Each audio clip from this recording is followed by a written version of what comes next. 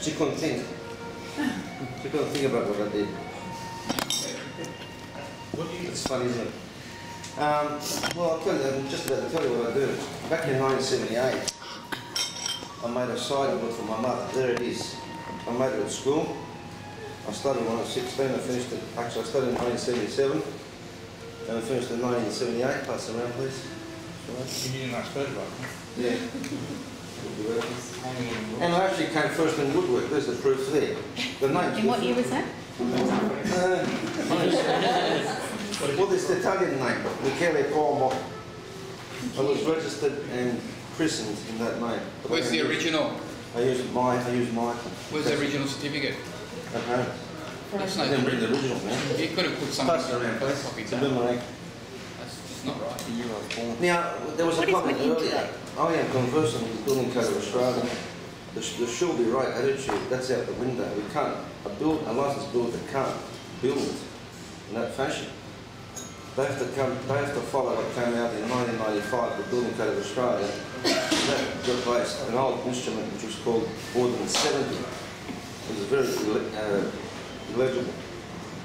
Not that the new one is, however, with a bit of effort you can interpret what it says and refer to other codes like the brickwork code and the waterproofing code and the timber framing code, and therefore we're supposed to know what we're doing when we're erecting a building.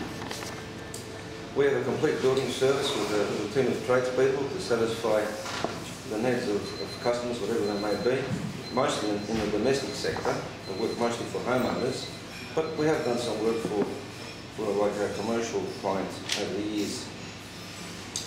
And we can do jobs, small jobs, what we call small jobs, 1 hour, 2 hours. I did one yesterday for an existing client in Makuji. And we've also done work worth about $500,000. It was in 1999. We refurbished, renovated, restored 6 houses in Roselle, Robert Street, Roselle. We have a personalised service. What I mean by that is something that I do myself. Carpentry is actually a trade that I love with a passion. So over the years we've done a lot of fine joinery work, for example in the house in Strathfield, a lot of flooring. Often you find that timber floors rot, so they have to be replaced with a timber of the customer's choice. A lot of door installation. We've done a fair bit of pressed metal work. The Victorian style homes have what's called pressed metal on the ceilings instead of the modern product drip rock. So we've restored a few of those type of ceilings. Often you also find the Victorian homes have, even the Federation homes have timber-lined ceilings. It's a board about 100mm wide, which they used to use back then. Currently they're only about 90mm wide. We've done double glazing work to provide noise insulation in homes. For example, change the glass on the outside, make sure instead of using the 4mm glass, which is when the days gone by, we replace that glass with laminated glass, about 6.38mm thick, and then on the inside actually we have to provide another window, a couple of sashes that open, and then provide all sorts of sills, and that's what provides you with a noise insulation product, because the noise comes through, it still comes through the 6mm glass, but then it starts reverberating in the void between the two windows, and most of it dissipates, but still only a little bit comes through into the room, therefore you have noise insulation. Of late we've been doing more and more bit of underfloor ventilation. The old homes have got little vents, about 1 brick long, about 230mm long, and about 200mm high. Well, we find that they're a bit inadequate, so we have to replace them with bigger vents. Usually they're about 450 long, about 2 bricks high again, but it's got a mesh, brass mesh, which is like vermin proofing, but still lets the airflow through the house. We have engaged a bit of brickwork ourselves, usually when we have face work, like with an extension, or when we have to build a home, we need to get a specialist brickwork bricklayer in to do that sort of work. Over the years we've renovated a lot of bathrooms and kitchens. We just finished one in Des Moines. We started back in October. We did extensive work in replacing and opening up the back. We had to put in temporary props, order some steels from a company like Mascot Steel. Yes, they're in Mascot. And actually install the new RSJ. Then pull out the temporary props. We had to renovate the whole floor. In fact, we had to install brand new floorboards. We used Plantation Jarrah. It's about 40 years old. And then we set about getting ready to install the kitchen. Waterproofing is a very important part of bathroom renovation, because the last thing you want is water from the shower penetrating through walls and providing, physically having water leaking into the next room or into the underfloor of the house. Then you have underfloor problems with water pooling under the house. So that's one thing I'm very particular about. The waterproofing has to be done as per the Building Code of Australia. I hate to see little holes, a lot of around the taps, for example. There's a lot of so-called specialists on the market that actually leave big holes, gaping holes around taps and what have you.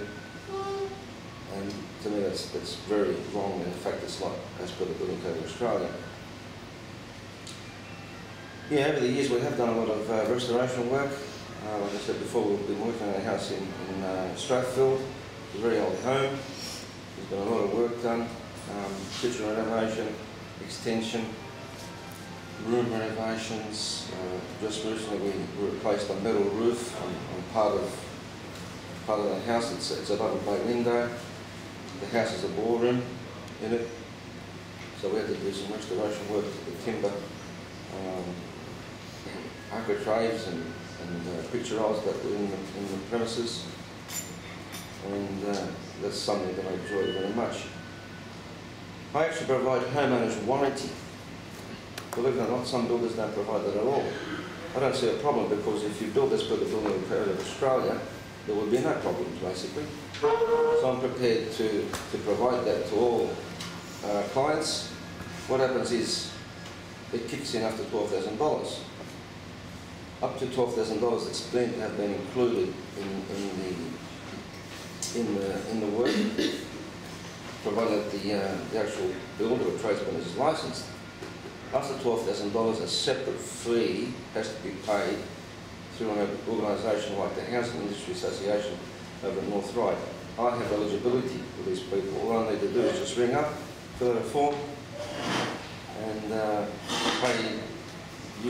Lately, I think for up to $30,000 worth of work, it actually costs only $224 for the particular project. Continuing professional development. At the moment, actually since 2007, we've been studying at uni, believe it or not, part-time, online. We've been studying the Bachelor of Engineering Technology. That's part of my profession, continuing professional development. It's actually a government requirement that builders and tradespeople continue to learn and gain knowledge about the actual building industry components. That's me, Michael Como, Building Services. Thank you. Any questions, Michael? Michael, what happens with if the work is defective up to and it's under $12,000, does the insurance company bear the cost of rectification, or is it the builder himself? No, if work is defective, a builder or tradesperson has to take measures to remedy the problem. Whether it's above or below $12,000, it doesn't matter. The insurance is there just in case the tradesperson, for example, dies or elects not to fix up, not to rectify the work. Let's say the work is under $12,000 and he elects not to fix it up. What happens then? How does the homeowner claim? Well, you have to approach the Department of Fair Trading they'll have to apply to them and seek application to the Consumer Trader Tenancy Tribunal. Okay. We'll be sorted out there, just to do as a fault.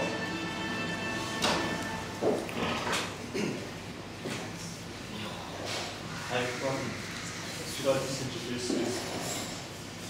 I think most people, a few people here already know Jim. She's been a member for a long time, but hasn't been here for a few months because she's been hard work with other things. But Jim was coming today with another friend or guest to introduce to the group. And